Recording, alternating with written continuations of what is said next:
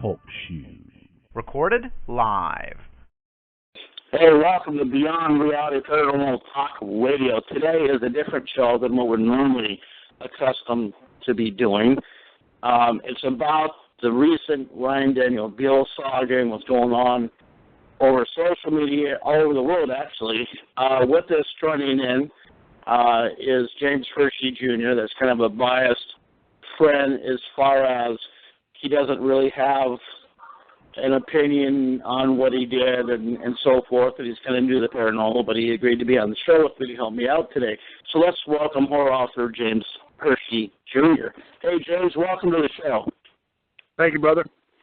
Yeah, hey, it's always a pleasure having you on. I appreciate you bailing me out again here while we wait for other hosts who's picking up her kids and things like that. Well, first of all, I want to mention that September 18th was a day that marked two important places in paranormal history. One of them was Ryan Daniel Buell, formerly of the AAE hit paranormal reality show, Paranormal State. His arrest in South Carolina was huge news, as people have been following the activities he's done and the things that came up from missing money, one scandal after another for a period of years. And also, on that same day, September 18th, marked the one-year anniversary of a horrific tragedy, that being the tragedy and the death of Debbie, Mark, Constantino, and one other man. You have to wonder, as you sit back and you see everything unfold, how it happens. It might be a one-year anniversary, a two-year anniversary, but those days always pop up. And it seems to bring another tragedy. And you have to wonder, in numerology and so forth, you know, what's the deal is behind that. I know that plays a big role in, like, the Illuminati and in Freemasonry and everything, the significance of numbers. And, yes. I mean, they teach whole courses on just what the numbers mean and how you add them together to get certain things, and how significant dates on the calendar are good for certain rituals. I'm not saying that any of this is connected to, you know, these two cases. I'm just saying that numbers play a very powerful role. Yeah, they do. They do. You know, I mean, my Facebook pages have literally crashed for like 2 days off and on. The amount of traffic that it's seen over this Ryan Buell arrest and the entire situation in the paranormal, you know, some people are like, why are you posting so much information out there? Because it was long overdue. People have the right to know that everything that they've been trying to do to get their refunds and get this man to answer for some of the things that he's done is pretty much set forth on September 18th. It was huge in the paranormal field. For 2 days straight, one of my articles on the Herald was trending on Facebook. If that tells anything, all the millions of people on Facebook, and my article was out there trending. Why? Because it brought news. As we speak right now, I'm under fire by a former member of the PRS, Michelle Bellinger. She didn't like an article that John Albrecht posted originally, and then I posted one similar to it based on the screenshots and her post on her page and everything, and so now I'm being attacked for that, which is fine because the paranormal public has had questions for some time. Michelle Bellinger was with Ryan Daniel Buell and PRS during the engagements and the events, speaking to the dead. That never happened. Now, she bailed out at the end, you know, because Ryan Buell had already came under fire about the same time. Problem is, and people have asked me this 100 times today already, why didn't the lady come forward long before? It's been stated that Buell, and I say allegedly, has had an addiction problem. Another former mate of, business partner of Ryan Daniel Buell was Chad Kallick. He came forward on a post on his Facebook page, straight out calling and saying that Buell had an addiction problem, amongst other chemical dependency issues. So, I guess that kind of breaks the rumor, James, if you know what I mean. I mean, people for years have said, hey, I think you've got an addiction problem, and so on and so on. But when you have these people coming forward, it's kind of lays closure there, don't you think? Yeah, and, I mean, the addiction thing, in my opinion, in no way excuses what he did. You know what I mean? What he did, but it makes everything make a lot more sense now, because we've seen this time and time again with people when they get hooked on drugs, especially the harder drugs like heroin and crack and stuff like that. They do some crazy, dumb stuff that they wouldn't ordinarily do. And I had trouble with this myself, not with addiction, but with this story, because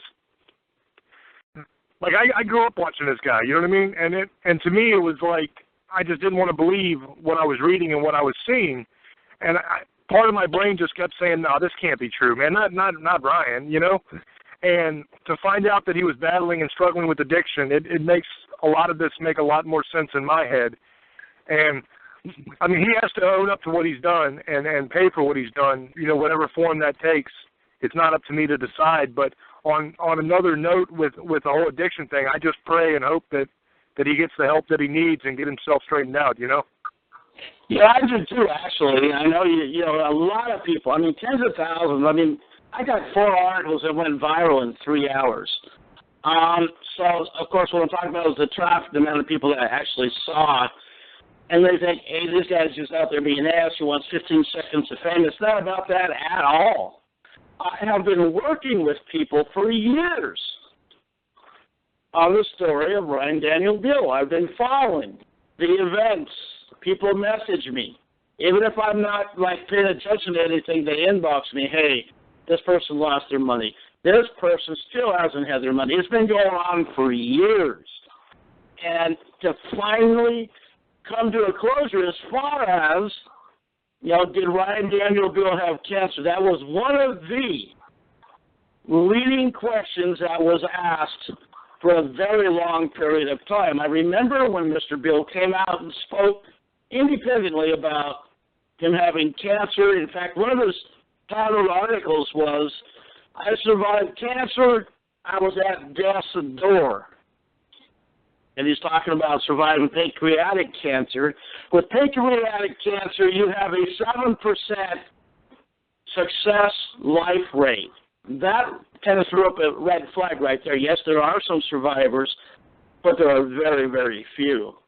You know what I mean? And so the big questions there were, did he have cancer, and so on? Because, he did claim that as a major excuse for not having the paranormal events like the Speaking to the Dead in Canada, and then they had some local events, Seattle, Washington, and so on, Philadelphia, all these, Chicago. And so I think when people came out on their websites the last 2 days straight, it's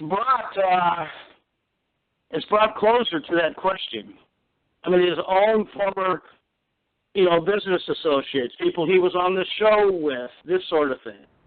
There are some people that came out and spoke directly, like Chad Kallick. He gave his opinion. Chip Coffey, in his own special way, he gave his opinion. But there are still people that won't talk about it to this day. Michelle Bellinger is one of them, and I guess what I want people to understand, James, is that when articles are out there attacking them, they're writing what's going on. Yes, I run a tabloid, but it also spreads awareness. And I think if more people are aware of these particular types of things, and we use people as references on what they've done, I think that it might help change the field, because what we're seeing now is really hurting the field in many different ways. And you're like a dog with a bone when it comes to the truth. And that sounds terrible, but I'll explain what I mean. you have a sense of obligation, almost a code, to where when the truth is out there and you're hunting it down, you're going to hunt it down, you're going to find it, you're going to report it no matter what. And I can tell everybody out there that's listening, and for those of you that know who I am and know me, you know I'm an honest person. I don't lie. I'm not malicious at all towards anybody. But I can tell you I've had many off-the-record private conversations with Evan about this subject, and I can promise you there was no eagerness to destroy anybody here.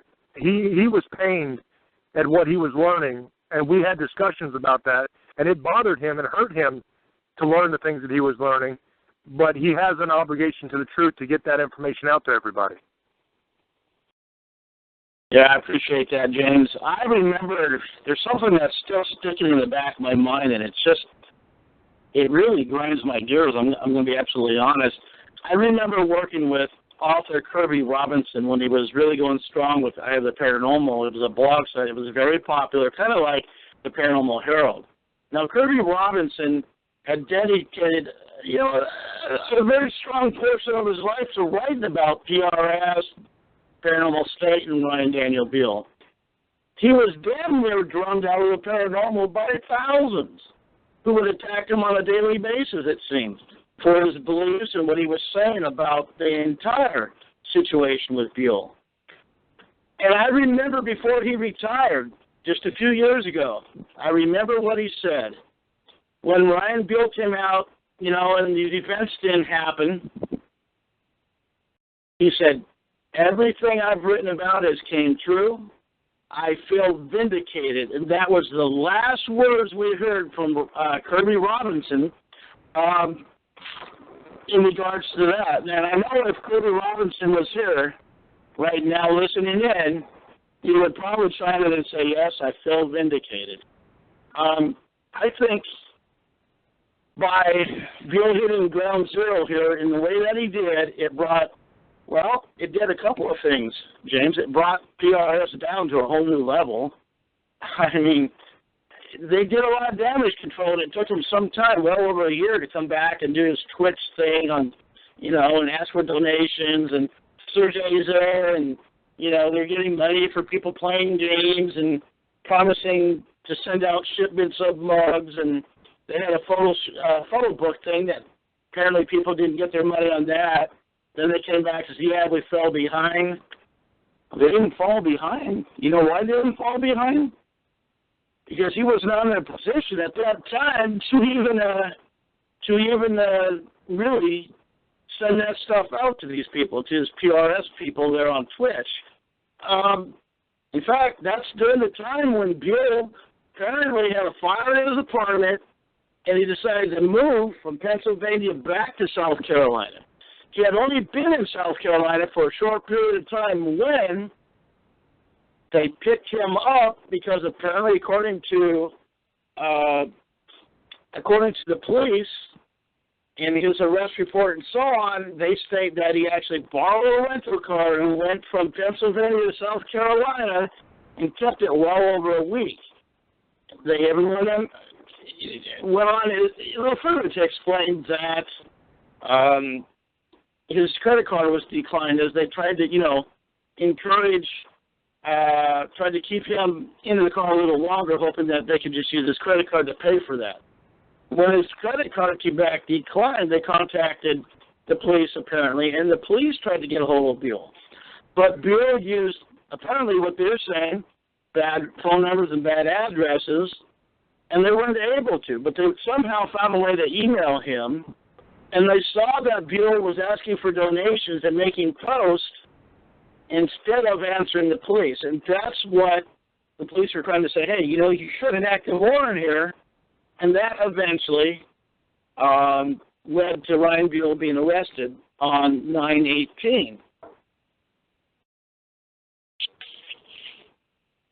I think the unfortunate thing here, too, is, all these people got ripped off and scammed, and the damage that is going to do and has done to his reputation, with a lot of his fans, it's going to be irreparable. He's never going to fix that. And like I said before, I hope that he can get, some drug counseling and some substance abuse help and get himself back into a position to do something again. But I just don't know. After that kind of behavior, it makes you wonder: was it drug fueled? Was it all because of the addiction, or was this some kind of premeditated thing? I mean, I really don't know. I hope that it was all just drug fueled, and things just spiraled out of control for the man. I hope that it wasn't an intentional attempt to defraud. Yeah, so that's the question that maybe he just won't know. I don't see him ever coming forward. I mean, okay, let's say you do whatever let's say he gets convicted and does some time, whatever, gets probation, whatever. So then he cleans his act up, he comes back. But how do you repair the extensive damage done to the paranormal field, not including individuals where he just plain took their money? That's the question I like to raise to anybody, any doctors, psychologists, anybody that would like to chime in that's hearing this. What and how can amends be made like that? I mean, I remember, and one of the main reasons that I've ever written about this guy, because I couldn't care less about the guy, to be honest, is that I saw an inbox message coming into my Facebook account one day where a woman told me her story. Her son had Lou Gehrig's disease, okay? He was ill. She needed that money to help him, but he had a wish. His wish was to go see Buell in Canada. At this point in time, his PRS staff, including Sergey and other people, kept telling people the event's on, it's going to happen. This is about the time that Michelle Ballinger bailed out of the event. So she knew about the event not happening. And to make the story short on this, that man flew down there with his mother, being as ill as he was. There was no hotels. There was no recovery. It was refunds. He never got reimbursed for anything. That man died 2 weeks later.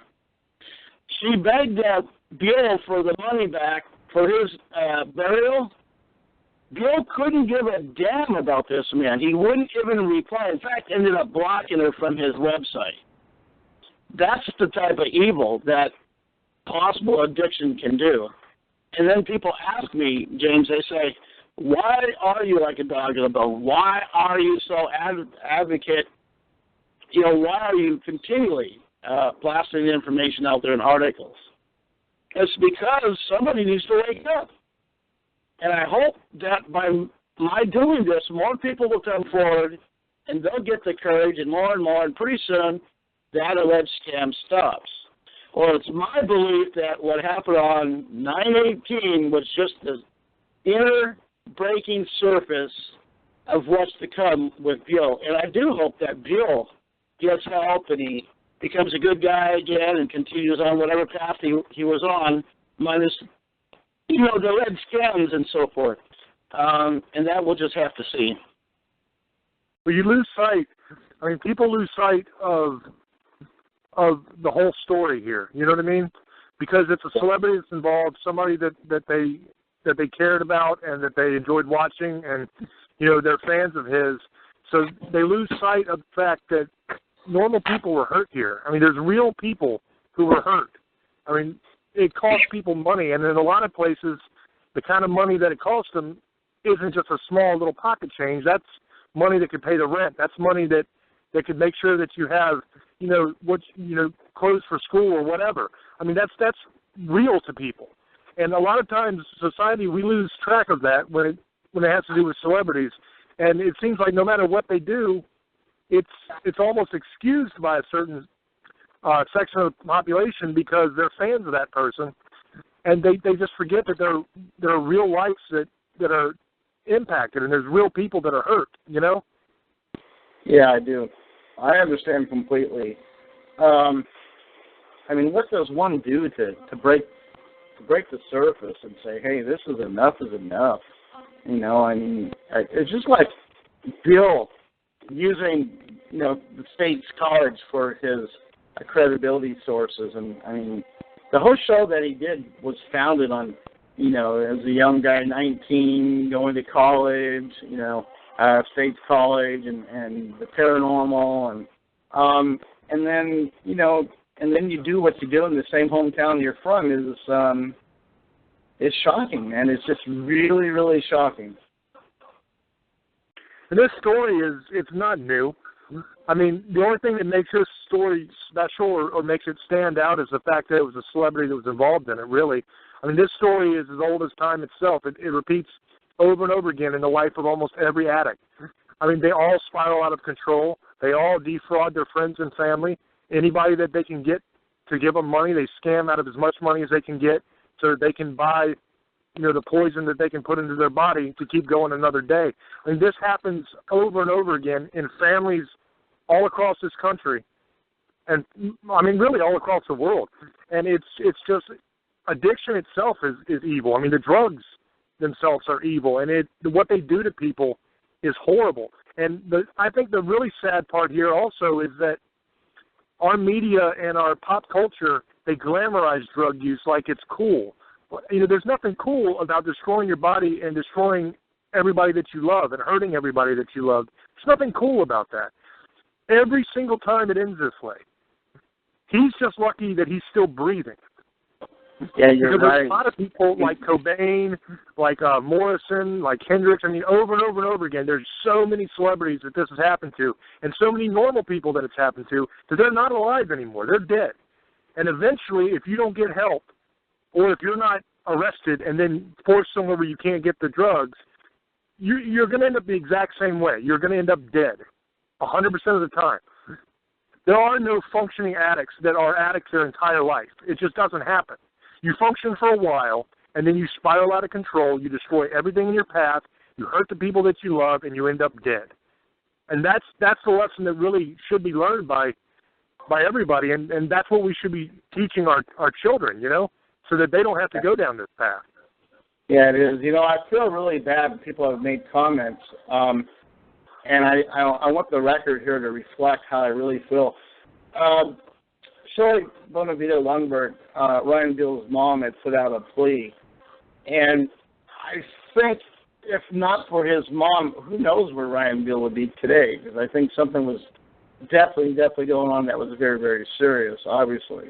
And I want to read for our listeners and people that will be listening later, her plea, which was an open letter to his fans. So Shirley Bonavita, she writes, "My plea to you is long overdue. Please forgive me as first and foremost I'm a mother. We all want the best for our children and can be guilty of closing our eyes to the obvious. But we do it with the best of intentions and have a hard time believing what our children can be capable of. I, too, took the road of non-belief for many years. I am pleading with you in a last-ditch effort to help my son, with this being a public forum. You must understand that there's only so much I can put up with in writing. But I will say this, the only people who truly knows his situation and whom you should trust is his blood family. Not those who are in cahoots nor profess their PRS love or business partners.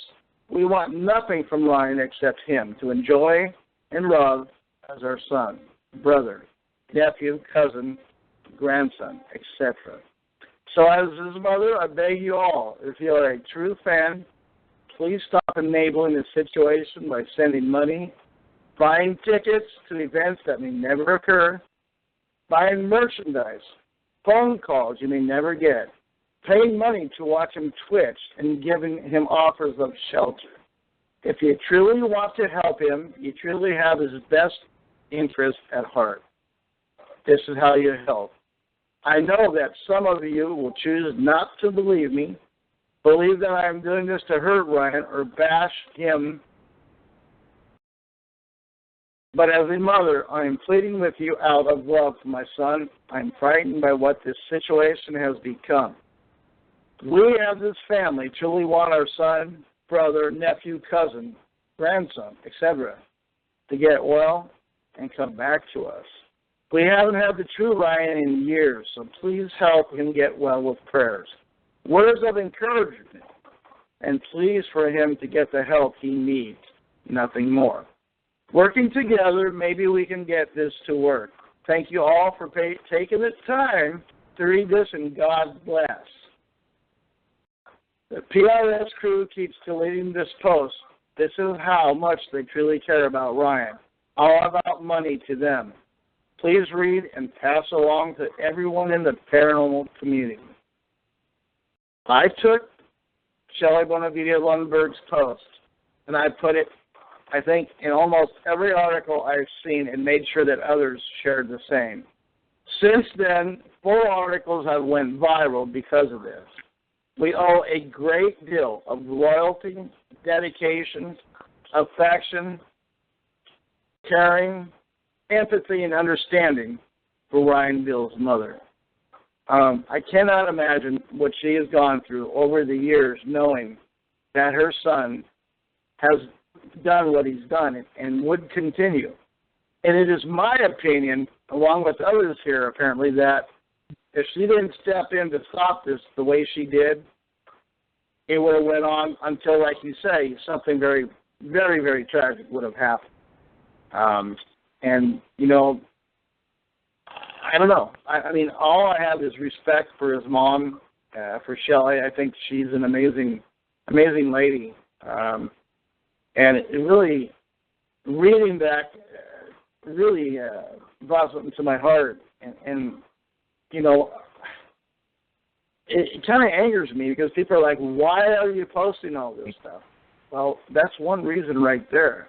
When a mother cries out for help for her son, no matter if he's a celebrity, no matter if he's the bad guy out in lockup, no matter if he's a clown, whatever, we don't care.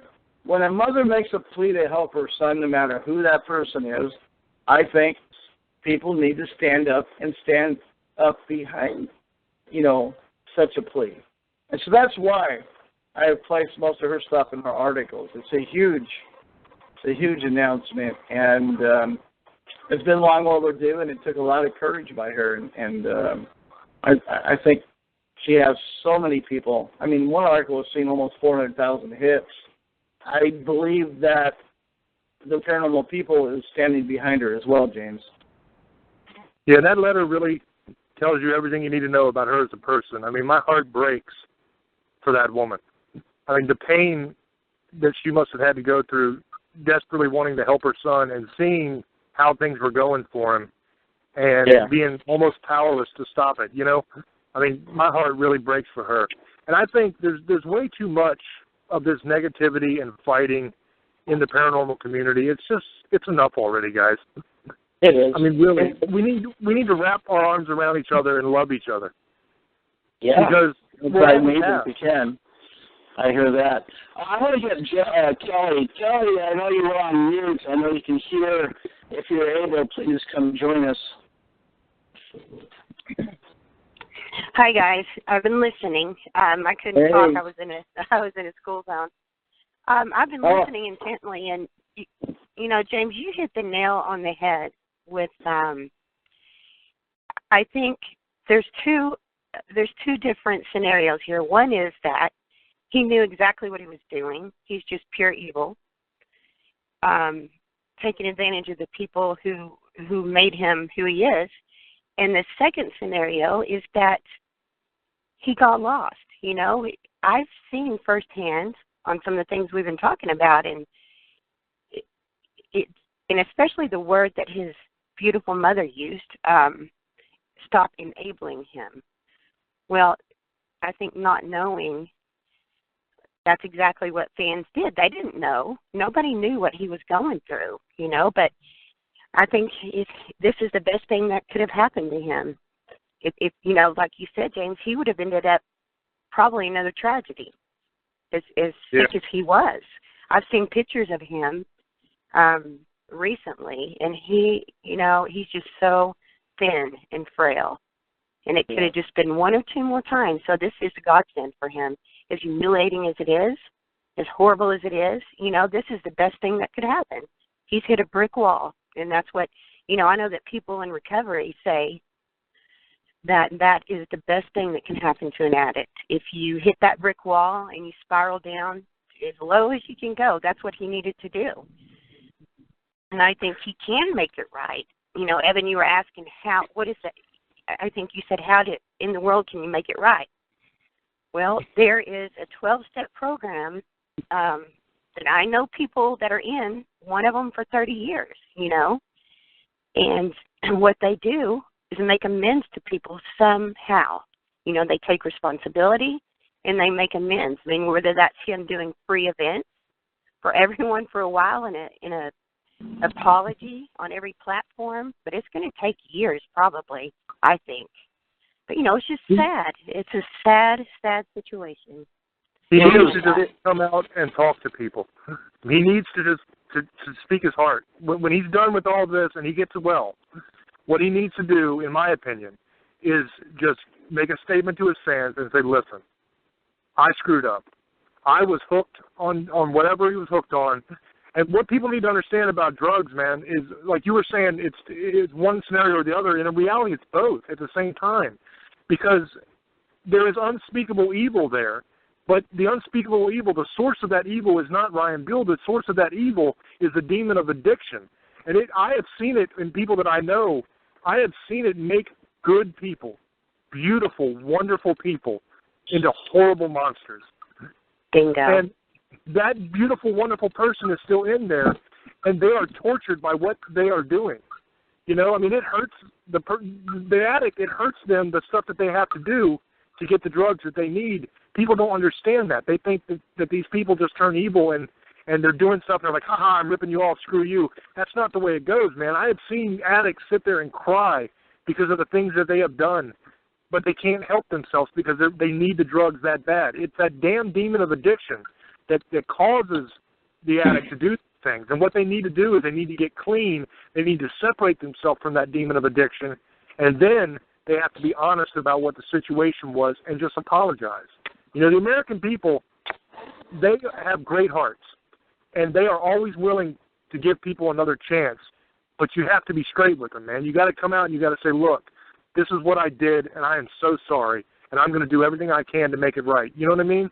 And I think if he does that, I think that you'll see a lot of people, not everyone, but a lot of people are willing to soften their heart towards him and give him another try.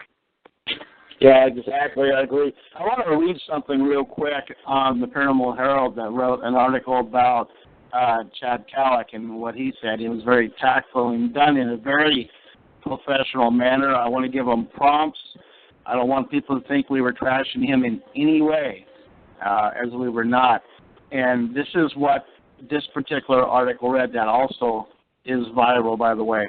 Former business associate Chad Kalick comes forward about Ryan Daniel Buell, accuses Buell of being a drug addict.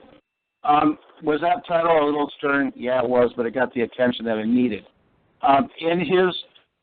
In what he had to say, and I'll just read the article. In a recent response from a longtime business associate and former partner to A&E reality star Ryan Buell, Chad Kalick shares his open thoughts on the once popular reality show star. According to recent responses, he states he has had no contact in 2 years. So there were questions about were they business partners and so on, and he made it very clear that he had only been contacted twice in 2 years, and that was a sort of, hey, I miss you sort of thing, what Buell had said to him. Then the article goes on, and it says, on September 18th, Ryan Buell was arrested. He was charged with 2 felony counts and a lesser charge and is expected to be indicted back to Pennsylvania. Extradition. Then it's got the ABC link where Ryan Daniel Buell was blasted on Diane Wilson's troubleshooter page, and he's been on there twice before, so this is the third time where she broke the story of Buell's arrest. In fact, it was, I do believe, one of the first.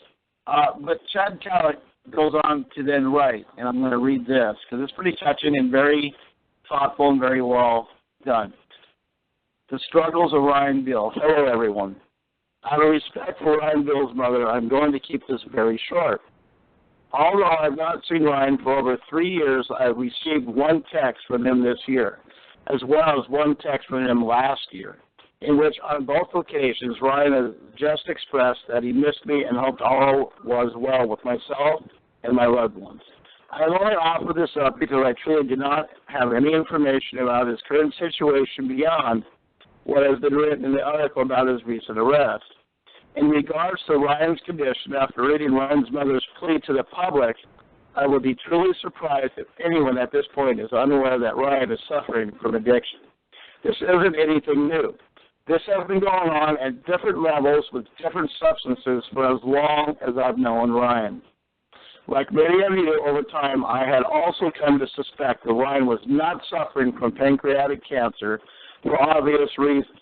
Unfortunately, it appears as though my suspicions were correct, as I just learned from reading his mother's message that Ryan does not have cancer, as his mother states this as a fact in a public plea for help. I do know if this means that he never had cancer or that he is now currently cancer-free. But if Ryan did in fact lie about having cancer, that would be a truly deplorable act. As my wife and I both personally shed tears in Ryan's presence when he told us both of his diagnosis. As my wife also lost her mother a few years ago to lung cancer. Needless to say, I would not wish that hell upon anyone. I can also say that if Ryan has beat his pancreatic cancer, he's certainly never made me or the public aware of this.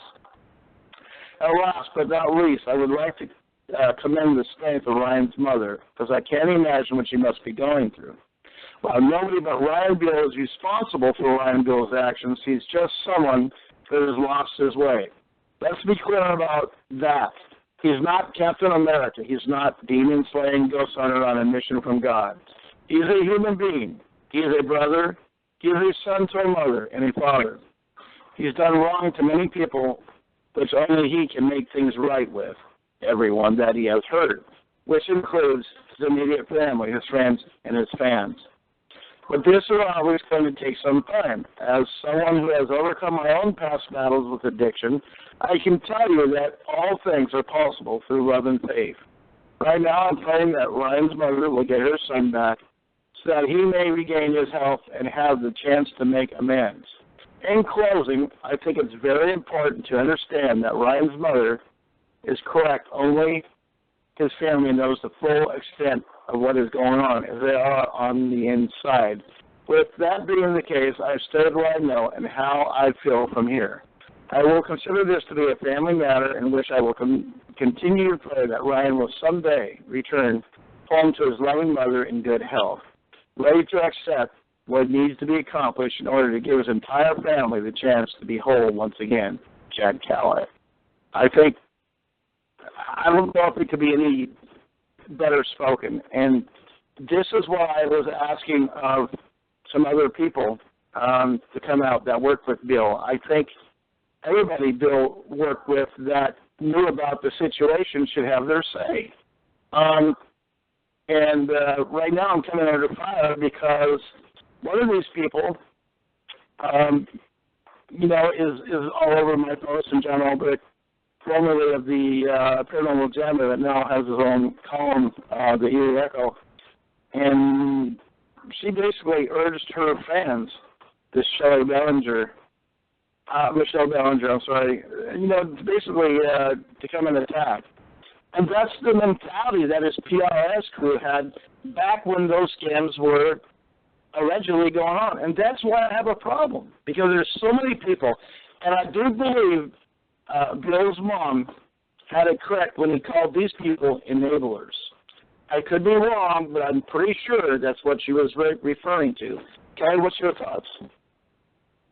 Well, there were those key words again, make amends, enabling. And this happens all the time, with celebrities that they push people away, or there are those that will stay and ride on those coattails.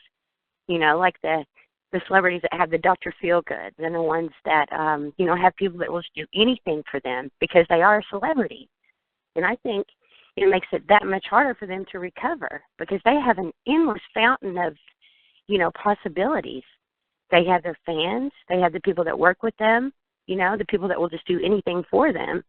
So it makes it that much more difficult. And anyone that's dealt with addiction knows that when you have a child that, is introduced to that demon, and that's what I think it is, you lose them, and that's a whole other subject. But I really think that it's the work of Satan. I do. I mean, because it just destroys people, and it's hard to get out of that grip. So, I'm really glad that they came out and made it public, because he will have a little more support, hopefully. I mean, I know there are people that are so angry and so mad, and we talked about this yesterday, Evan, you kind of want to do the hard love thing, and I'm like, we got to nurture him back to health and let him make, his amends and see what happens in the end, because I think there was so much more to the story than we knew. He wasn't just scamming because he's mean, I don't think. But again, I don't think he's mean at all. I mean, let's assume, and we're going on the assumption based on what we're seeing and other people's comments and so on, and addiction, again, if it's that, honestly, when you're that addicted to something or you have a substance issue or whatever the case might be there, you're not mean. You're acting under the addiction demon itself. And people are like, well, did he realize, the only thing that you really want when you're on any kind of substance is money to buy the substance to continue what you're doing. You're addicted. And I have a friend here in Portland that was addicted to heroin for a couple of years. His mom got him off, and he's been clean ever since. But I tell you what, when he was on it, he was withdrawn, hanging around bad people that used him, that used his living quarters, his vehicles. I mean, so, yeah. Now, that leads me to another question. PRS is in there right now. His PRS that he started anew when he came back here after like a year layoff or whatever. Who's involved with these? With who are they? I think I know the answer to a lot of that. And you have to wonder: are these people also have an addiction problem, or are they just money grabbing scammers that don't care from anybody? Because I'm talking about one person right now. That'd be Sergey I don't know how to say his name, Pomerinsky or something. Sounds like some Pomeranian puppy or something. No, really. And I know he's been with Buell for a very long time. I mean, hell, they were even engaged to be married, which is their business. He's been right there the whole time with Buell. And I'm pretty damn sure that he traveled with Buell in a rental car from Pennsylvania to South Carolina. In fact, there's 3 articles been writing, or 4 articles now been writing about that, where Buell had rented, a rental car, and then a week later he didn't return it. The manager of the rental car company couldn't get a hold of him because it was said that he had alleged addresses and phone numbers that didn't match. I mean, this sort of thing. And then they ran his credit card to try to get him into the rent a little longer. So he's had so many courtesies. And then that failed, and then finally it led to the charges being brought forth, from Pennsylvania, with the felonies and the misdemeanors and so on, and theft of services, theft of stolen property, that sort of thing. You just have to wonder, who's motivating him to do all these things? And those are the people that in the next month here, I will be bringing out one by one by one, because they need to be brought out. They're the enablers that people have been talking about. They're the ones that help Bill into the situation he's actually in by assisting him, by helping him. And those are the people that need to be brought to the center of attention so they, too, can feel what Ryan Buell is going through right now, because he's down and out right now. He's in jail. He's been booked, and those people right now, to this day, even right now, are out there snickering and laughing. And they tried to do damage control the other day and said, hey, don't listen to the press. Don't listen to any articles out there being written. We'll update you on what's really happened. Well, I think that didn't go very well, and people got mad seeing that, and they went to his page and just bombarded it. They're all over Diane Wilson, the troubleshooter page, complaining, and what it did is it brought out damn near, I think, everybody that lost their tickets. There are hundreds of people that allegedly got their money taken. And so now you should ask yourselves, are they now investigating Buell because of that fraud and corruption? And an inside source that I spoke with early this morning, they stated yes. So until I have more information on that, I'm not really going to go into details because I don't have the proof of that yet. But I surmise based on what I heard. So you might look for that to come, and I think it's just beginning to heat up for Buell, unfortunately. And maybe this will bring some kind of closure to the paranormal people, too, that lost their tickets. Yeah, Evan, I think I told you that I was going to buy one of those tickets, and something came up. But, I grew up watching him as well. He was the pioneer in our field, and, I remember watching him one time and thinking, I'm going to do that. I'm definitely going to do that. So I was going to buy a ticket as well, and I can't imagine, the pain that he caused those people. But I think also the people that are with him still, normally, drug addicts, they push everyone away and keep the ones in their circle that are like them. I'm not saying, it appears there were one or two people that, were with him in all this, and who knows, Yeah. The good news here also is that no one is unredeemable. That's a beautiful, beautiful thing. No one is unredeemable. We are all sinners. We are all people that have done things that we wish we wouldn't have done. We've all had moments in our lives where maybe it hasn't gotten this bad for us, and then maybe it has nothing to do with addiction at all. Maybe it's whatever situation that we had problems with. But every single one of us has been in positions where we felt hopeless and we felt lost and we felt like we just couldn't find our way back. But no one is unredeemable. You are a child of the Most High God. And Kelly said it exactly right when she said addiction, she believes, comes from Satan. And the great news about it is Satan has no power over you other than what you give him. You can find your way back. If you're listening to this show and you're addicted to drugs right now and you're in that same situation where you feel lost and you feel like nobody cares and you feel like there's no way out, just know there's people that love you. I love you. You can get back. You are a child of God, and this has no power over you other than what you give it.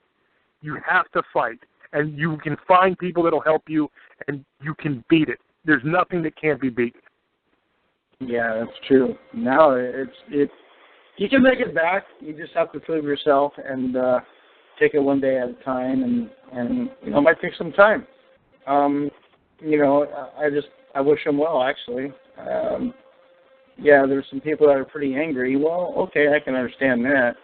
And I think in time they'll all learn to forgive. People are actually forgiving.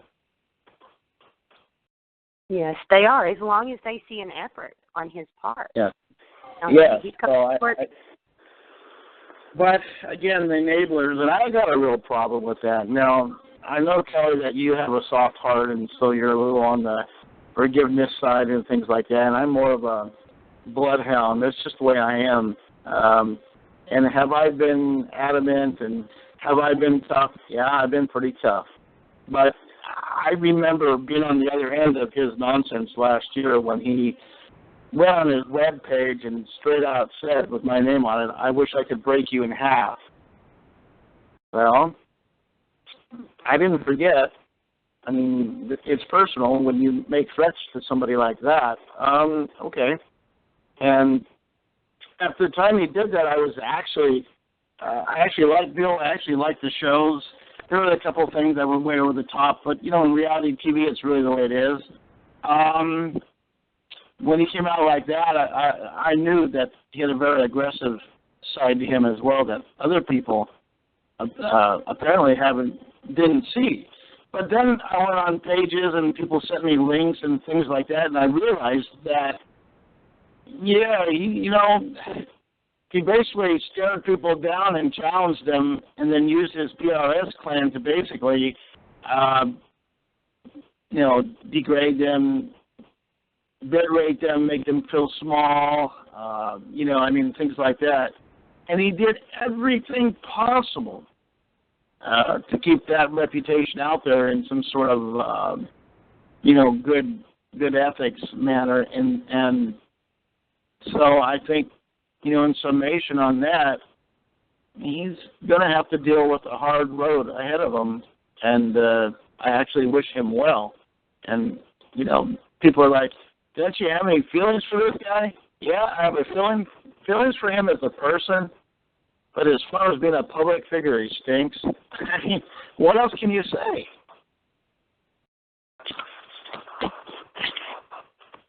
Yeah. Yeah, and that's big. That is you taking the high road, Evan. I think that, you weren't a victim because he probably was acting out in a way that maybe wasn't himself. I mean, when people do drugs, they think that it's their friend and that it helps them until they get to the bottom of the pit and they realize that, oh my God, what have I done? I've seen it. I've seen people spiral. I have no jewelry in my house almost because I took a kid in, thought I could save him and help him, and he's in prison. I couldn't. I wanted to save him, but he's got to really want it, and he's going to have to make amends to people like you all over the place. But, for you to take the stance that you are right now, I don't see the pit bull right now, Evan. I'm sorry. I think you're getting soft. Yeah. Well, maybe I'm soft. I don't know, but I'm just glad that the article got out there. I mean, they needed to be done, and I mean, right now as I'm talking, I'm getting attacked right now. Somebody says, "You run a paper that's scarier than the paranormal." I'm sure it's a huge success. Let me answer that. That was Jim Green, whoever the hell that is. Let me answer that. Yeah, over 3 million followers later, in 19 articles that have gone viral around the world, the paper is syndicated and seen in 17 different countries. Proven facts. So, I would probably say, yeah, it's a pretty big success. Sucks for the haters, but I hope they keep on hating. They just make me more popular.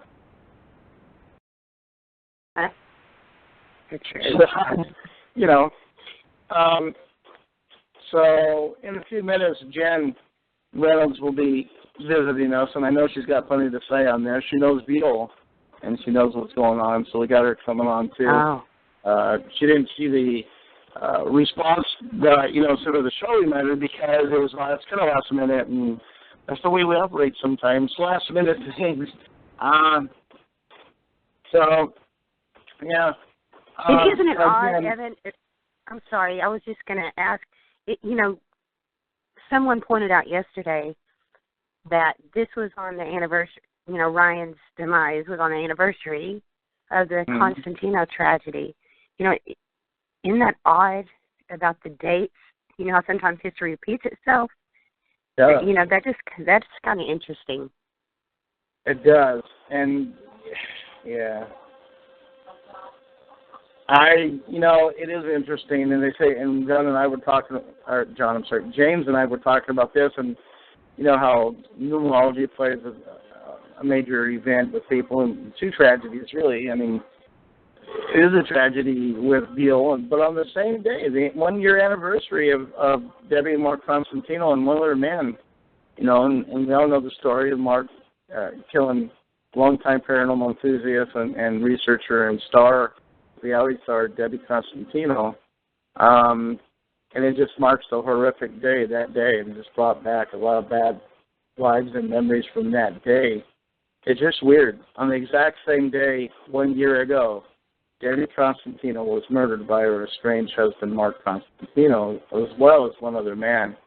And yeah. And then earlier this year, we had another tragedy where a woman was murdered through domestic violence.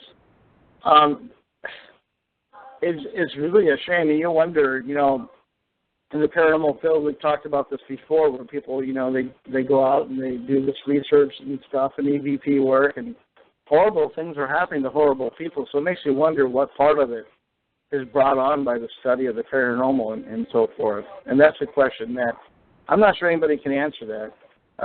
No. No. I've had people ask me that as well, and there's no way to prove it. I mean, when you put yourself out there in this field, you don't know what you're going to bring back. You just don't know. Yeah. Anyway, I want to welcome Jen Reynolds to the show. I want to welcome Jen Reynolds to the show here. And I'm going to put her on the spot in a big way here, fast like. For some reason, I didn't see a post that came through, but with over 48,000 hits in 2 days, I didn't see it. Almost 49,000. Anyway, she felt that I was kind of hogging the show a little bit, and I interrupt her sometimes. I get excited, and I like to talk. Everybody knows that. And I wanted her to let her know publicly here that she's part of our shows, part of our network. We're friends to the end. And so if I do something, she can inbox me directly and tell me, hey, shut the hell up, I want to talk. She needs to be a little more stern with me. I'm not going to bite back. I think Kelly and James, I'm actually a freaking teddy bear, but don't tell anybody. But anyway, let's welcome Jen. Didn't get the message earlier, and I know she has a lot to talk about. Also, she knows Buell. She knows Buell in many ways and been following what he's done through the years. So let's bring on Jen Reynolds. Jen, welcome to our show. Hi, Kelly. Hi, Evan. Hi. A phone call is necessary for me to notice my phone. I was lazy today and laid in bed watching TV till 2 o'clock. Then got up, So, regardless, that's immaterial. I'm glad to be on your show, Evan, and there's no need for you to make a public thing out of anything because we're friends and we talk between us. But, thank you.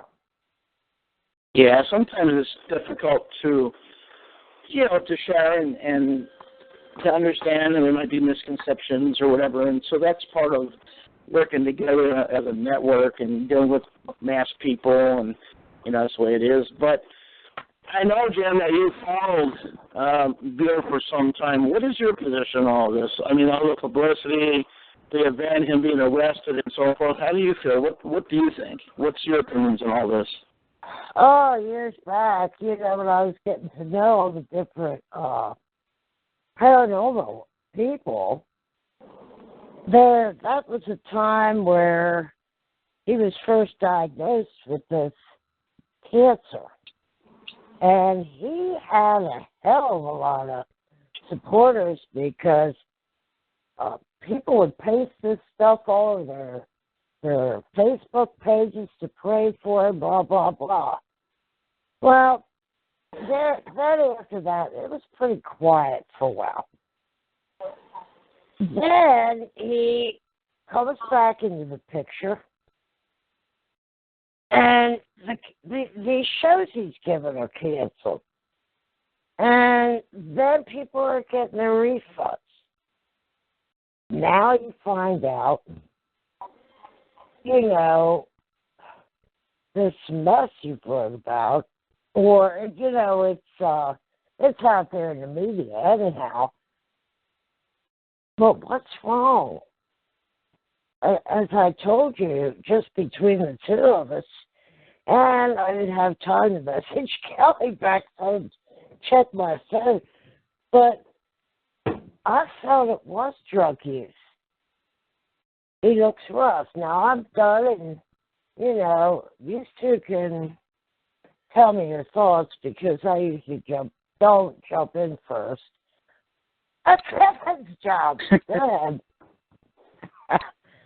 Yeah. Well, I can remember being kids, and one thing that was always instilled upon me was, you can experiment with shit, but man, you get hooked, you're screwed.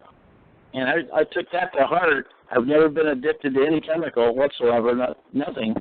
In fact, I don't even drink. I drink about twice a year if I'm lucky, which reminds me I'm going to have a good time soon. Just saying. We'll keep that on the down low, though. I don't want to be stalked. No. Oh, your wife and you are going to have a good weekend. Yeah. It'll be fun. You're going to have to run away from her. Maybe we can go live from there. Yeah. I'll be sitting on a leather couch. Anyway, not revealing my secret. Yeah, maybe more people should know that you're happily married and you have a great relationship with Emily, so you don't piss her off. Yes, I'm not available. Oh my gosh, I've had. This is funny you mentioned that, Jan. I've had 3 people threaten me with naked pictures this week in the last 2 days. I believe that. People see this. I'm like, no. I look at the picture and I go, no. Oh my God. She would really like to see them. She'd probably come after you before the women. Yeah. But I'm 50 years old and I'm not a player. I never have been. Yeah. Nope, that's not part of my resume. It's not happening. Well, you're a challenge to women. They want to see if they can get to this rugged-looking man, Yeah. Amen. There's something that made me feel good, though. I got a thank you from Diane Wilson, troubleshooter, Channel 13 News. I wrote her a response yesterday telling her thank you for finally coming forward for the 3rd time, because it was huge news all around the country. And what can they do? And again, I'm going to say, what can they do? This was broadcast on live news to awaken everybody listening. And by God, the message was sent. Like it or not, it was sent. And so I thank her for that. I think it took a lot of courage. Her coming forward with this article, it was huge. And then coming on the news was huge. And, I didn't like when PRS put out a negative campaign there on their page saying, hey, don't listen to the news. Don't pay attention to the articles written because they don't know the story. Well. What is the story? Huh? Did you find out the story behind this today? Oh, yes. Because I'm running way behind, so catch me up from yesterday. Well, yeah, we found out the story. For those listening, we sure did. The story is that Bill had borrowed a rental car from Pennsylvania and drove to South Carolina. His credit card was only for X amount of days, apparently, and he kept the car when he went to South Carolina. The rental car company manager had apparently tried to contact Bill, but the address and phone numbers did not match up. So they, in turn, contacted the State College Police. The State College Police tried to contact Bill, and Bill would not respond. They emailed him. He still didn't respond, but they saw Bill posting on his Twitch account, apparently, asking for money. And that angered, I do believe, angered probably just about everybody, including the police looking on. Eventually, within days, charges were filed in State College and sent to South Carolina on an arrest retainer, where Bill was finally on 9/18 arrested for felonies and misdemeanors. And they didn't get him with grand theft auto. They got him receiving stolen property and so forth. But of course, it did, have something to do with the rental car. So that's why he's in lockup right now. But why did he do this? Why? We don't know. We don't know. Huh? We don't know the reason behind this yet, then. Yeah, we don't know exactly that yet. I'm not sure we'll ever know. I mean, there should be some questions asked here, Jan and Kelly and James and everybody listening. One question should be, who went along with him during this entire trip? Was it his business partner, Sergey, and some other people? I mean, I'm sure Bill didn't pack up alone and go by himself. He had company, didn't he? As he had stated, we're back in South Carolina. We're moving from Pennsylvania. Now, there's some other things mentioned that I should mention on the show for people that are going to be listening in here. And those things are, Buell was apparently in an apartment in Pennsylvania where he had a fire. He went on his Twitch account and showed pictures of that fire, and then it comes to surface that he stiffed, I guess it was a golf course, and then there was something to do with not paying rent and so on. And that's when he had moved from Pennsylvania, apparently got this rental car to move to South Carolina. So those judgments, the person got already against Bill in court, and the judgments went on even without Bill's presence. They go on. So there's actually outstanding judgments, and I do believe those are being addressed right now while Bill's in lockup, according to sources. Evan, do you know that even if it's not true, if he is hooked on the heroin or pain pills, you know, since he had cancer. Yeah, that's a good question. If they announce that, do you know how much support he's going to get from everyone? Because they don't want to see, they want to see their hero, you know, get better. Yeah, I know it's been said by Chad Cox. He had posted his opinions there, and very tactfully, he did a good job there where he came out in public and made a statement, you know, where he basically in his statements he had talked about, you know, seeing and knowing about Ryan's drug problems through the years or whatever, and he mentioned more than one substance too, so that leads you to believe right there. I mean, the man was very tactful in what he said and very kind, actually, and cares for Bill, and he cares for Bill's mother, and he did a good job. I think that leads to a lot of suspicion as to what people had made claims all along, including my old acquaintance, and who I think of as a longtime paranormal friend, Kirby Robinson.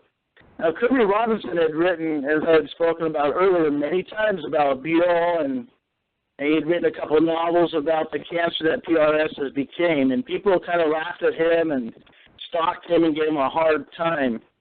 But before he retired, and this was, you know, a little over a year ago now, before he retired from the paranormal and so forth, he said one word that I still remember, and so I'll quote him on that. He says, in light of all the things that we have witnessed with Ryan Buell and PRS, I hereby feel vindicated.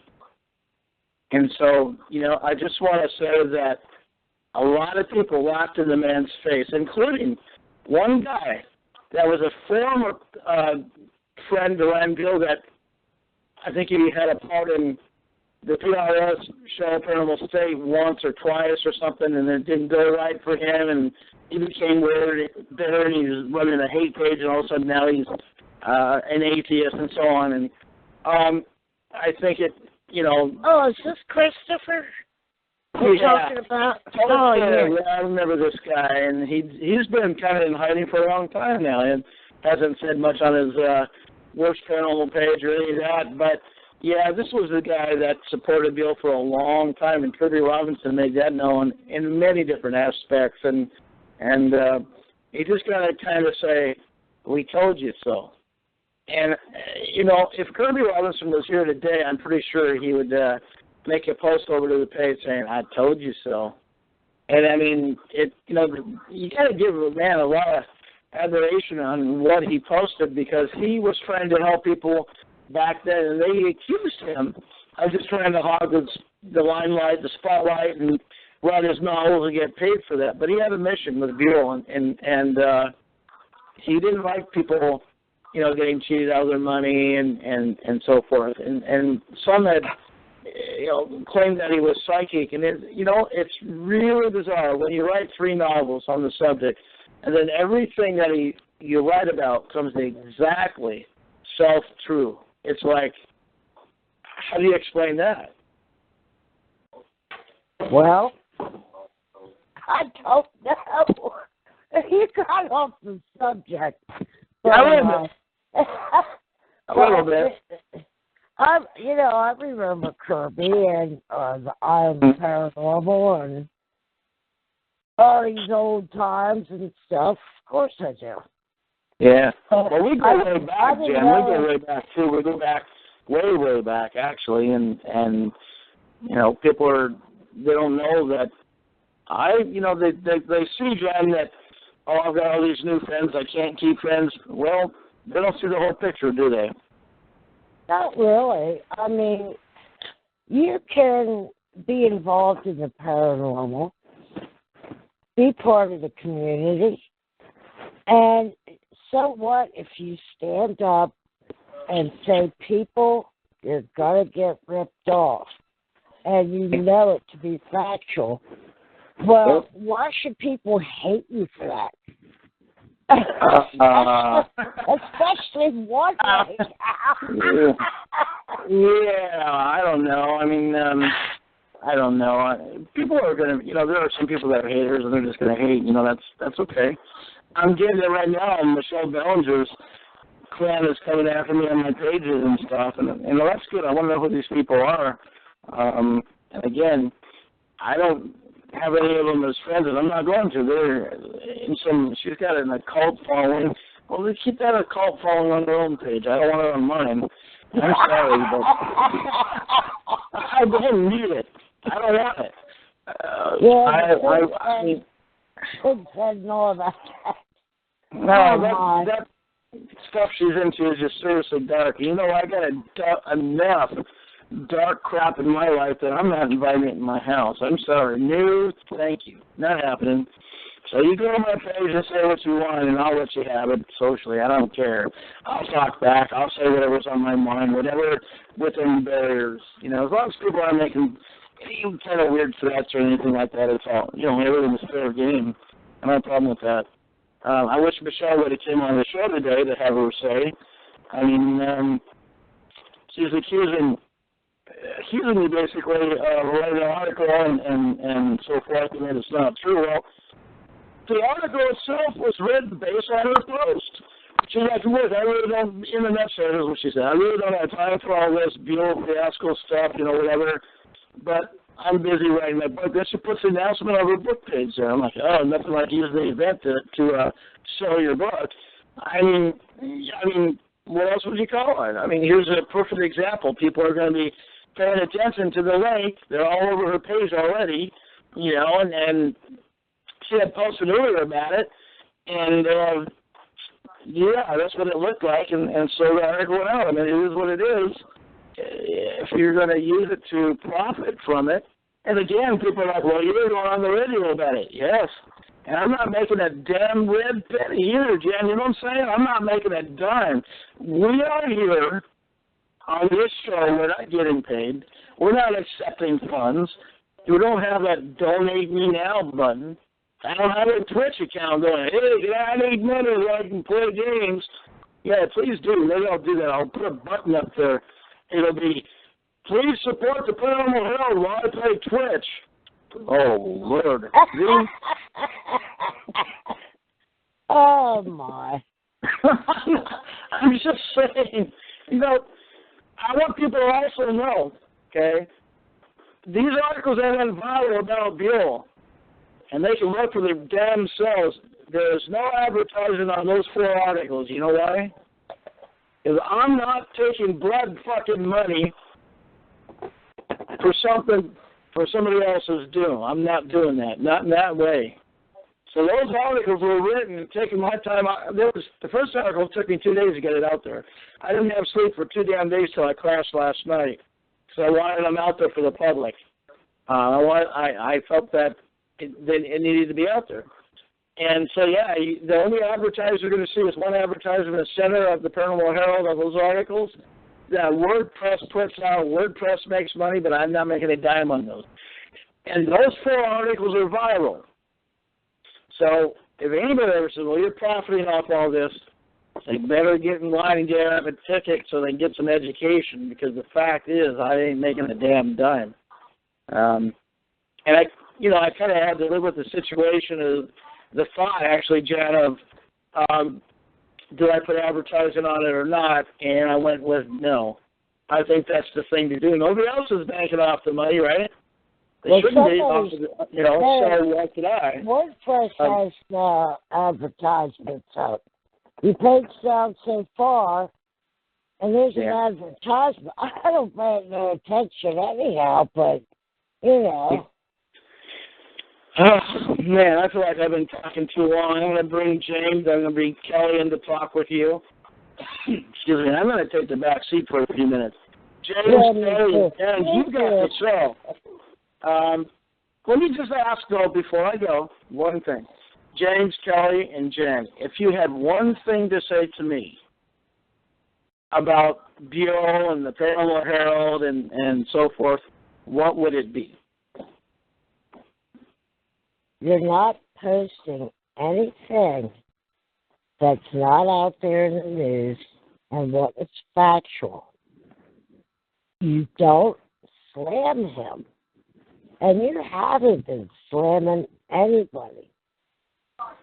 I mean, if that goes on, let people do it in the comments, And you haven't been doing anything wrong to anybody. Yeah, I'm not out there attacking anybody. I won't answer when, I went to Michelle Bellinger's post just because I saw a link where she was sending, she put out on her page, Jen, that she was supposed to, she had basically summoned her groupies or whatever. It was like, I got a problem. She's basically telling people to go attack us. Now, these are the people, the same damn antics that PRS, in general as a group, has done for many years. And, we call them, and many people have said this, they're enablers, plain and simple. Well, I would say to you as I think you're doing a really good job by bringing awareness to the situation. Just like we were talking about a little while ago, we talked about maybe the reason. We talked about, just kind of put it all together. And I think you're doing an excellent job last night when we were play fighting, and our haters love that. They thought we were really fighting. We were just laughing. But we both had different opinions. We brought it together. That's awareness. And so I think you're doing an awesome job. And I'm so glad there's somebody that will talk about it and not shove it under the carpet, because that's not going to fix anything. Never, especially if he is using, that's the worst thing you can do. He needs to be held accountable. So, yeah, I think you're doing a great job. Appreciate it. James, you're more than welcome to disagree with what I've said. I know I brought you on the show and put you kind of on the spotlight there. You can say whatever you want, and then I'll let you three talk back and forth for a little while, and that's that.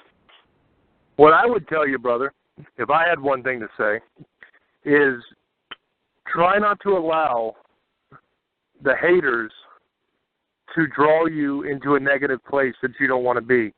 Because when you get the truth out there and you're talking to people, and then you have the haters start attacking you, and then you start fighting with them, which, is a natural thing. I can definitely understand. I'm a fighter myself. I understand.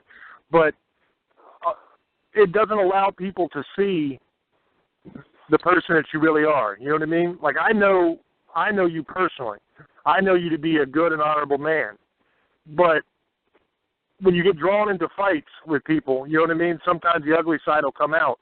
And so my thing I would tell you is just try to always stay true to who you are, and try not to allow the haters to use their negativity to bring out negativity in you, because it takes away from the message that you're trying to get out. You know what I mean?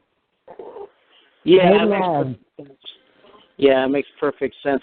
All right, well, look, I'm going to take the back seat for a little while, and I'm just going to be a listener now. So Kelly, Jan, and James, you guys can go back and forth. Whoever wants to start it, jump in. Don't be shy. I'd like to touch on something that Kelly said earlier, if I could. Right before Jan come on, you guys were talking about the two dates lining up of the tragedies. Yes. And one theory I have on that is it's like the butterfly effect. I believe that tragedy and horrible things leave I guess you would call it like a psychic impression on the very fabric of reality. And other horrible events are kind of drawn to that like a magnet, you know what I mean? So I think that's why you have a lot of times you'll have things happen on the anniversary of other tragedies. Because I think that for whatever reason, evil is attracted to evil, and it just kind of latches on to times when horrible things have already happened. I think that's why you have a lot of hauntings too, because when tragedies happen in a house, it leaves an impression, and you have different kinds of hauntings. Sometimes they just play back like you're listening to a tape, and it's just the same scene over and over again. Sometimes the entities have conscience and they have a mentality of their own. But I think it has a lot to do with that. It's creating some kind of impression to where it's drawing the energy in. What do you guys think? Oh, I think I understand. Okay. Well, no, I was just going to say, I have a date like that where it was April 3rd, and there have been some real, I don't even want to go out of the house on April 3rd because that's the most horrible day. I lost really two close people to me. One was a real tragedy, and the other one was a death. But, it almost makes you wonder if the energy, they say everything is energy. What you think, creates energy.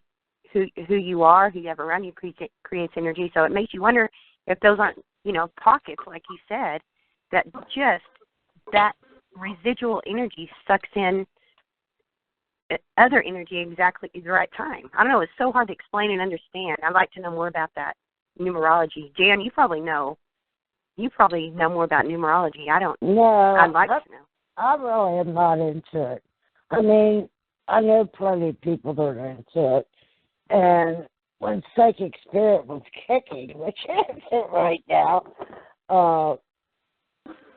people taught about it, told about it. So it was something I never personally got into. Did you? No, I haven't ever really studied it. I mean, there's so many things I want to study in the spiritual realm. I'm learning more and more and more. And one thing that, we were talking about earlier as well is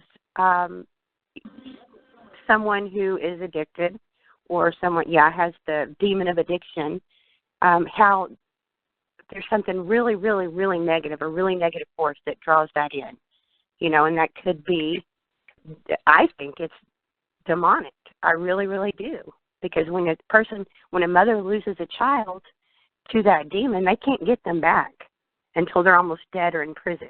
It's just a horrible, horrible thing. So that's another energy, I just think everything comes down to energy and residual, maybe even residual. I don't know. What do you think? Kelly, tell me what you want to hear, what you want to talk about. And those are the exact same people I can get on a morning show. Okay. Sounds good. I want to know it all. I really do. That's the way I was. And I still like to know it all, even though the old bag has basically come to a standstill, except for hanging out with you guys and having our talks. But sure, call me, text me, message me on the different things, and I talked to Evan about a banner I wanted to make, and I have my reasons why, but I wanted to use my business name and put it under Beyond Reality Paranormal Talk Show Network. How's that sound? And then, you can either, record something or, to talk about nighttime shows. And of course, Kelly, we'll have to edit in each time the phone number, the ID number, what people have to do if they haven't signed up. Because I've had people message me saying, I can't get in. So. Well, that could be a lot of fun. There's somebody wanting to say something. Hold on, okay? Well, hello.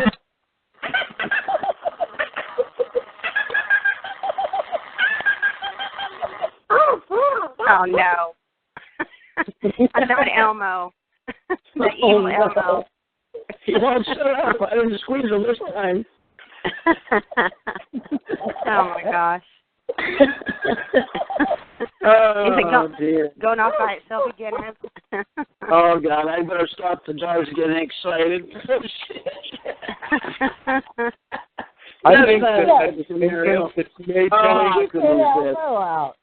I couldn't resist. I think that distinction that you made about people I think we said plenty today, and we got to kind of our opinions out and kind of converse back and forth and so forth. And I was a little strong on the Buell thing and complaining a little bit about Michelle and others, but, you know, it is what it is. And all in all, in summation, I think it's fair to say that a lot of people are kind of relieved. They know what's going on now, where they didn't before. It was a mystery. There was a lot of, you know, debates and speculation and judgments going both ways. And I think without a doubt, without a shadow of a doubt now, people can rest theories. The articles have been written in support of, you know, the occasion with Buell and so on and PRS and what's happened and the cancer thing. I think it can all lay to rest now. You know, hopefully this is put closer to a lot of people's experiences that they dealt with PRS and the Buell fiasco. And I think that people can heal and mend their own ways and move forward from what they've learned and experienced and so forth. And, you know, there's something that we haven't hit on. And before I go, I want to just mention that if you're under any kind of a drug addiction or anything like that, there are numbers to call to get help. Even if you don't think you can make it through or you don't think people will support you, there is 1-800 numbers that are available in every city, every state, damn near every country in the world. There is help for people that seek it, but you've got to want the help. And so if you're troubling from any kind of an addiction, whether it be alcohol, whatever, and you want assistance or somebody to be your friend or to help you, get a hold of James. Get a hold of Jen. Get a hold of Kelly. Get a hold of my paper. Get a hold of myself. I can guarantee if you come forward and you say, I'm so-and-so, I'm struggling with addiction, will you help me?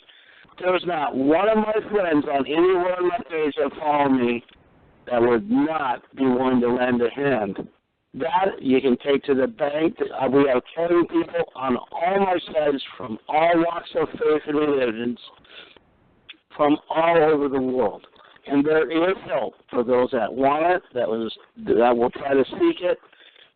You know, and with that said, I think that this show has pretty much carried a lot of messages today, and I really appreciate, you know, coming on the air last minute and kind of sticking your necks out and showing your thoughts. That is what Paranormal Reality Radio is about, is expressing your concerns, your thoughts, and sharing. And with that, if anyone doesn't have anything to... You were supposed to take a back seat. So take it. Let Kelly I did. I took a back seat. Well, it's just an example of you. You say you're taking a back seat, and then, you know, people try to get in there, and you get back on. Let them get their time. Give them the time. Go ahead, Kelly and James. You can show a little more if you guys want. I've got about 10 more minutes, and then the studio closes down. So you guys go for it if you like. Yeah, if you want. Go, Kelly and James. I'm a liberal. I believe in justice. Go. The thing I wanted to say was that the distinction that Kelly made about addiction being demonic, I think is a very important and very powerful one. Because when we stop looking at addiction and we stop looking at addicts as it being a disease or that it's completely their fault, the two ends of the spectrum, when we stop looking at it that way and we realize what it actually is, it is an attack on that person's spirit. I mean, it really is. It destroys what that person is. And when we look at it for what it really is and realize that it is attacking that person, then we can fight it with the kind of vigor that it needs to be fought with. Because too many times the addicts feel sorry for themselves, and they think that there's no hope for them. And the people that deal with addicts, their family and their friends, are the ones that are most affected by them. They look at it as a hopeless case, like, oh, that person's never going to change. They're just garbage now. You know what I mean? And both of those views are wrong. And when we start looking at it for what it really is, which is a demonic force that's attacking that person. Now, it may have been because that person made a bad decision and got started in the first place. They opened up that doorway. But once they're under attack and they're trying to fight their way back, and they just can't seem to find the way back. And I think we all need to rally around those people and just let them know that they can fight back. You know what I mean? It's not hopeless. I know many addicts that have went through hell, and they're clean now. And they never stop being a good person inside, but the drug makes them do terrible things. And they say terrible things. They attack the people that they love. And in my experience, at least, the people that I know that have went through this, they feel horribly for the things they've done. They feel horribly for the things that they've said and how they've hurt people. And you're never going to get through to somebody like that with hate or with rage. The only way to defeat evil is with love. And it sounds corny, but I swear to God it's true. If you show these people love and you're there with them and you help them, they can get through it. They have to be willing to fight themselves. I agree 100% with that, Evan. They have to be able to fight themselves. They have to want it, and they have to put forth the effort. But if you give them the love and support that they need and you help, nobody is unredeemable. Everybody can come back. Exactly. Yeah, and, Bill's 12-step program is something, that's exactly why it was, conditioned that way, I believe, because it's a very spiritual program. I mean, people have to go in and admit they're powerless. They have to, turn everything over to their higher power, and then they make amends. And, it's just a 12-step spirituality program is what it is. So I believe that they got it right a long, long time ago. I can't remember what year, but lots of people go there. And to add to what you said, Evan, anyone, if there's an AA and there's an AA in every single town, you can call that, even if you don't have a car, if you're broke, whatever, somebody will come pick you up and take you, So it's a great, great program also to reach out to. I've seen so many successful people, with that. My husband is 30 years sober. So, and he's really active in it, and they do that all the time. They'll go pick up people and bring them to the meeting when they're feeling hopeless. So that's another option. And that's all I have. Yeah. Well, very well, everybody. And again, I want to say thanks for tuning in today and sharing your thoughts on quick notice. I was kind of toying with the fact of going live, and I decided I'd better let people know how I really feel, and I want them to know that I'm not some asshole that doesn't care, or that I'm just being a hard ass, or that I'm making money on any of those articles, because simple fact is it's just not so. With that said, again, on this Friday early evening, be well, God bless, take care of what you do. Have a blessed weekend, and we'll see you next Tuesday at 3 p.m. Pacific Standard Time, 6 in the East. on another segment of Beyond Reality Paranormal Talk Radio. And for those listening, I'm Evan Jensen, and with us today was horror author James Hershey Jr., Kelly Griffin, and Jen Reynolds. With that, everybody, I just want to say good night, be well, and see you next Tuesday. Good night, everybody. And God bless.